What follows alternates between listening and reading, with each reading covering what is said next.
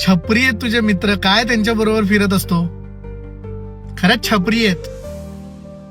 आमच्या एका मित्राची वाईफ आम्हाला बोलली होती, आमचा ग्रुप आहे मित्रांचा, शाळेतल्या मित्रांचा, त्यातल्या एका मित्राची वाईफ अशी म्हटली होती की तुझे मित्र छपरी आहेत, त्यांच्यामुळे तू वाया जाशील.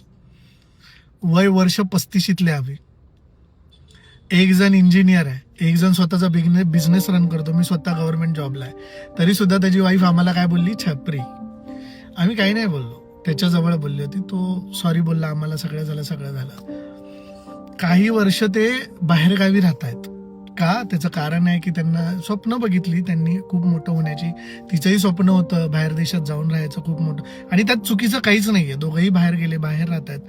तर त्याचे वडील इथे असताना एक दिवस इमर्जन्सी आली आणि आमच्या मित्राला फोन केला आणि की अरे तुझ्या बाबांचं असं इमर्जन्सी आहे, काय करायचं वगैरे वगैरे.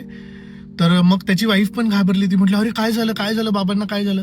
मग ते त्यांना समजलं की असं मायनर अटॅक वगैरे आलेला, इमर्जन्सी आलेली वगैरे वगैरे. तर त्याची वाईफ बोलली अरे मग काय झालं, आता काय करायचं, आपण कोणाला फोन करू, मी कोणाला फोन करू? तर मग आमचा मित्र तिला बोलला काळजी करू नको,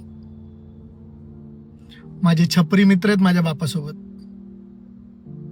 ज्यांना तू छपरी म्हणतेस ना, वेल सेटल्ड चांगली शिकलेली मुलं हस्ती माझ्या बापासोबत आहेत. मी इथे राहतोय ना बाहेरच्या देशात, त्याचं कारण ते आहे की मी निर्धास्त आहे. मी इथे असलो तरी माझे भाऊ तिथे आहेत. माझे भाऊ प्रत्येक क्षणाला, प्रत्येक मोमेंटला त्यांच्या सोबत आहेत. ही मैत्री आहे. भले तू त्याला छपरी म्हण, टपोरी म्हण, काय म्हणायचंय ते म्हण. आज 30-35 वर्ष झाले आम्ही एकमेकांचा हात कधी सोडला नाही. त्यावेळेला तिला ते रिअलायझेशन झालं, मग ती बोलली सॉरी वगैरे सगळ्या गोष्टी.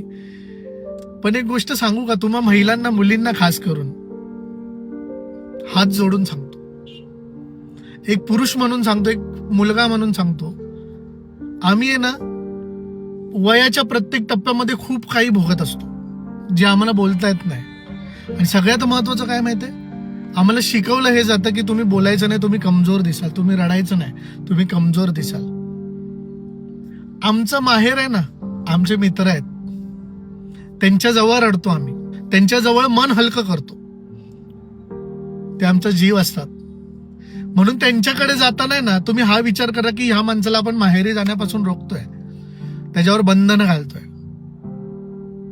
जाऊ दे, त्याला सगू द्या थोडस, त्याचं माहेर पण.